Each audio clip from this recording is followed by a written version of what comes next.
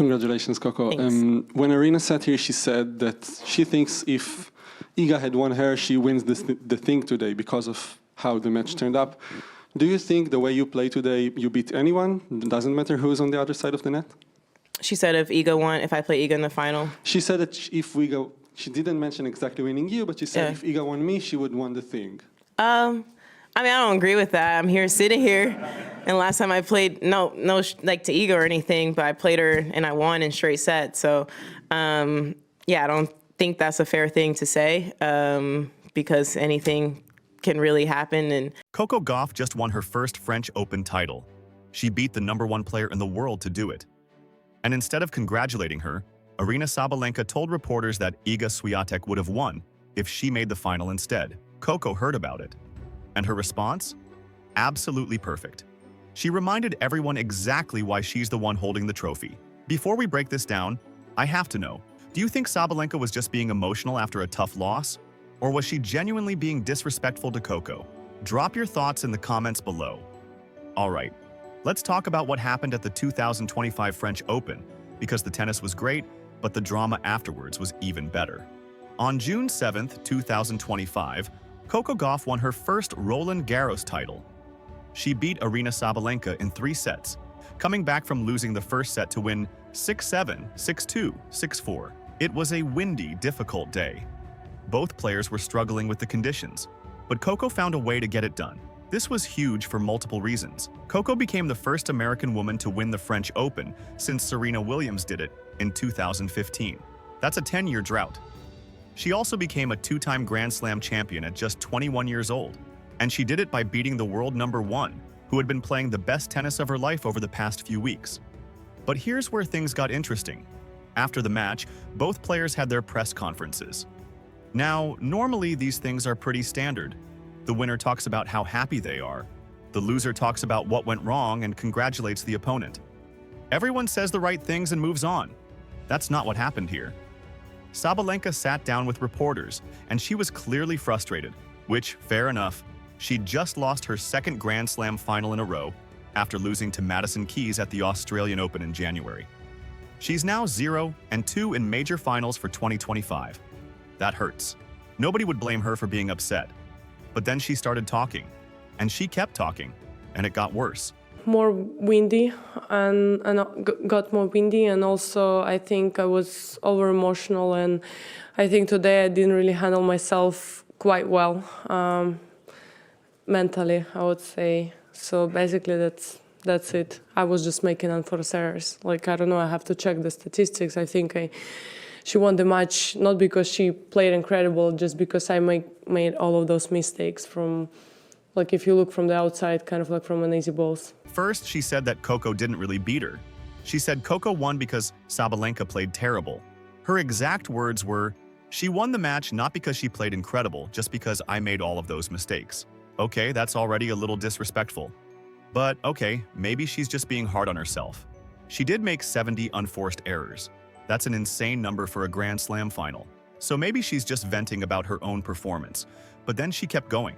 She said, "It was really, honestly, the worst tennis I've played in the last, I don't know, how many months?" All right? Still processing the loss. Still upset. Still maybe just focused on herself. And then came the comment that broke the internet.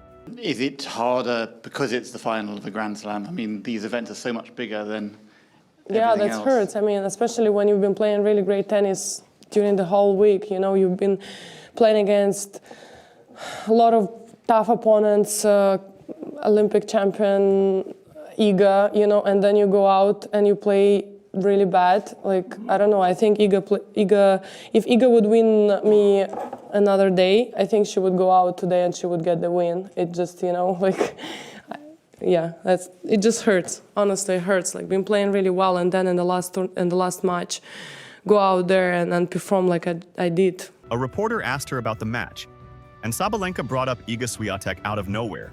She said, "If Iga would have beaten me the other day, I think she would go out today and she would get the win." Wait, what? She literally said that if Świątek had made the final instead of her, Świątek would have beaten Coco. She's sitting there after losing to Coco and telling everyone that someone else would have won. The audacity of this statement is genuinely incredible. Like, think about what she's saying. She's not just criticizing her own performance. She's implying that Coco only won because she played the wrong opponent. That Coco got lucky that Sabalenka had a bad day. That the result wasn't legitimate. And she wasn't done. Sabalenka also said, honestly, sometimes it felt like she was hitting the ball from the frame. Somehow magically the ball lands in the court. It felt like a joke, honestly, like someone from above was standing there laughing. So now Coco is frame-balling her to victory? Magic is involved? The universe was conspiring against Sabalenka? Tennis fans were not having it. Social media exploded with reactions. People were calling her a sore loser, a poor sport, disrespectful, ungracious. One fan pointed out that you would never hear Rafael Nadal or Roger Federer or Carlos Alcaraz or Jannik Sinner say something like this after a loss. And you know what? They're absolutely right. When Nadal lost Grand Slam finals, he congratulated his opponent. When Federer lost, he was gracious in defeat. That's what champions do. They acknowledge the person who beat them. Sabalenka did eventually congratulate Coco during the trophy ceremony. She called the victory well-deserved right after the match. But then she walked into the press room and basically took it all back with her comments. Now let's talk about Coco's response, because this is where it gets good. Congratulations, Coco. Thanks. When Aryna sat here, she said that she thinks if Iga had won her, she wins the thing today because of how the match turned up. Do you think the way you play today, you beat anyone? It doesn't matter who's on the other side of the net? She said if Iga won, if I play Iga in the final. She said that if we go, she didn't mention exactly winning you, but she said if Iga won me, she would won the thing.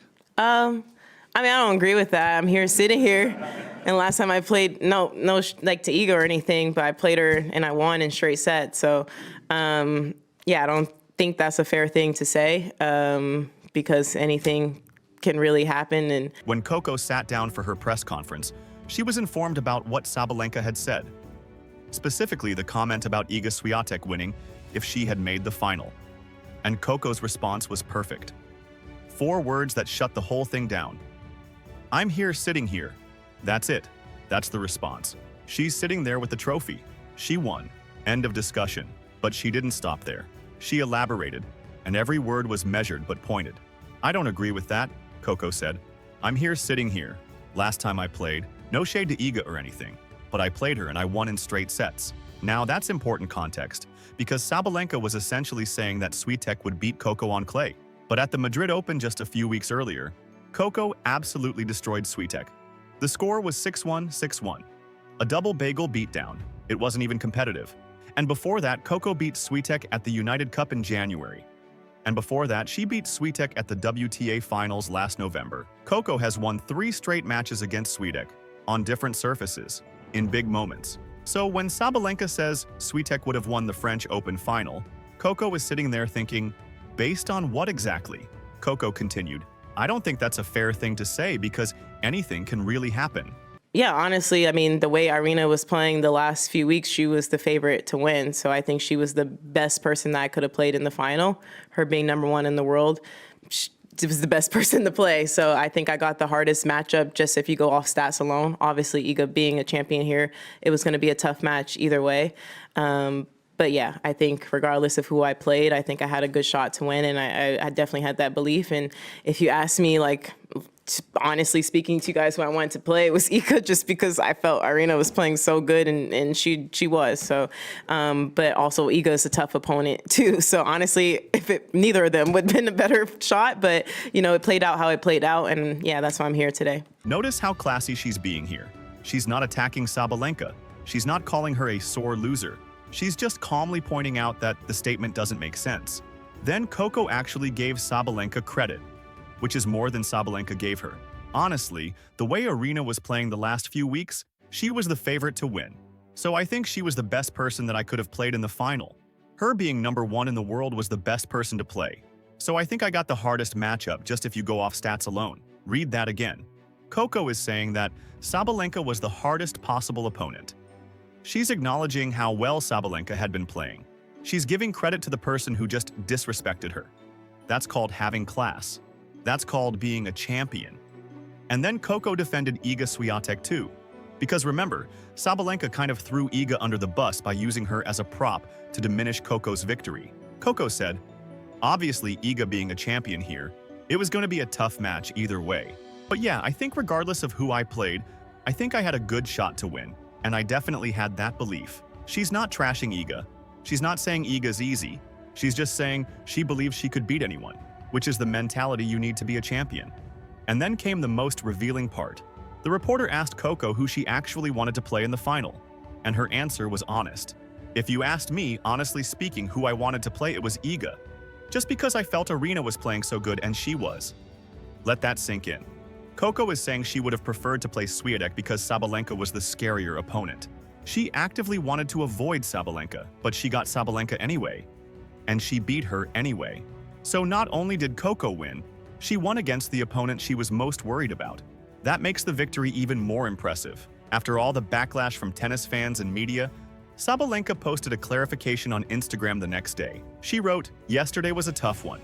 Coco handled the conditions much better than I did and fully deserved the win. She was the better player yesterday, and I want to give her the credit she earned." She continued, "You all know me. I'm always going to be honest and human in how I process these moments. I made over 70 unforced errors, so I can't pretend it was a great day for me." Then came the key line. "But both things can be true. I didn't play my best, and Coco stepped up and played with poise and purpose. She earned that title. Respect. Time to rest, learn, and come back stronger." Okay, that's better. That's what she should have said in the first place. But here's the thing. She didn't actually take back her comments. She didn't apologize for the Świątek remark. She just added more context. And by then, the damage was already done. Everyone had already seen the press conference clips. Everyone had already formed their opinion. The walkback felt like damage control, not genuine reflection. Tennis coach Rene Stubbs, who's worked with some of the best players in the world, publicly called Sabalenka out. Other commentators noted that Sabalenka's behavior was childish and unfair to Coco. One media outlet wrote that Sabalenka's comments were so disappointing, considering her status as the world #1. Another said it was the worst press conference of Sabalenka's career. Here's what's interesting about this whole situation. Sabalenka and Coco have played each other multiple times now. Coco beat Sabalenka in the 2023 US Open Final, and now she beat her in the 2025 French Open Final. That's 2 Grand Slam finals, both won by Coco. Sabalenka has 3 Grand Slam titles. Coco has 2. Sabalenka is still the world #1. But when it comes to the biggest matches between these two players specifically, Coco is 2-0. And maybe that's what's really bothering Sabalenka. She's the higher-ranked player. She's the one who's been on a tear lately. She's the one everyone expected to win. But when she steps on the court with Coco in a Grand Slam final, she can't close. The first time it happened, Sabalenka could blame inexperience or nerves or whatever, but now it's happened twice. And instead of acknowledging that Coco is simply a tough matchup for her, she's making excuses and hypotheticals about other players. The contrast in how these two handled the aftermath tells you everything you need to know about where they are mentally. Sabalenka was impulsive. She was emotional. She said things she probably regrets. She had to post a clarification the next day because she knew she messed up. Coco was calm. She was measured. She defended herself without being petty. She gave credit to her opponent while still making it clear she disagreed with the disrespect. She didn't have to post any clarifications because she didn't say anything she needed to walk back. One player acted like a champion. The other acted like someone who hasn't learned how to lose yet. And that's wild because Sabalenka is 27 years old. She's been on tour for almost a decade. She's won 3 Grand Slams. She should know how to handle defeat by now. Meanwhile, Coco is 21 and she's handling these situations like a veteran. The maturity gap is enormous. You know what else is interesting? Coco said she wished the whole thing didn't happen. She didn't want drama. She didn't want controversy. She just wanted to celebrate winning the French Open. "I obviously have a lot of respect for Belinda," Coco said, before correcting herself about Sabalenka. "She's a great player, coming back and playing great tennis. I obviously wish today didn't happen, but it is what it is." That's someone who would rather focus on the tennis than the drama. That's someone who isn't looking for a feud. That's someone who understands that these things can get blown out of proportion. But she also made it clear that she wasn't going to let the comments slide completely. When someone questions your victory, you have to respond. And Coco responded perfectly. "I'm here sitting here, trophy in hand. 2nd Grand Slam in the bag. First American to win Roland Garros in a decade. And she did it by beating the person who said she couldn't beat Iga Świątek." The irony is that Sabalenka's comments probably only made Coco's victory more satisfying. Instead of a clean celebration, Coco got to defend her win in the most effective way possible, by pointing to the trophy and her recent results. If Sabalenka wanted to diminish what Coco accomplished, she failed miserably. All she did was give Coco a platform to remind everyone that she just beat the world #1 and she's been beating everyone in her path lately. 3 straight wins over Świątek, a Grand Slam win over Sabalenka, the first American Roland Garros champion in 10 years, and she's only 21. That's the story. Not Sabalenka's excuses, not the hypotheticals about who would have won. The story is that Coco Gauff is a 2-time Grand Slam champion who handles herself with class, even when her opponent doesn't. And the next time these two play, you better believe Coco will remember these comments. Not that she needs extra motivation, but it certainly doesn't hurt. Meanwhile, Sabalenka said she was flying to Mykonos for alcohol, sugar, and swimming like a tourist. She joked that she needed a few days to forget about this crazy thing that happened. That's fine. Everyone processes losses differently, but maybe next time, process it before you sit down with reporters, because what you say in those moments follows you around. Just ask Coco. She'll tell you exactly how to handle a press conference after a Grand Slam final, by sitting there with the trophy. That's the full breakdown of the drama between Coco Gauff and Aryna Sabalenka after the French Open final. Sabalenka made comments she had to walk back. Coco defended herself and Iga with class. And at the end of the day, only one of them is holding the trophy. And that's all that matters. If you enjoyed this, hit that like button and subscribe.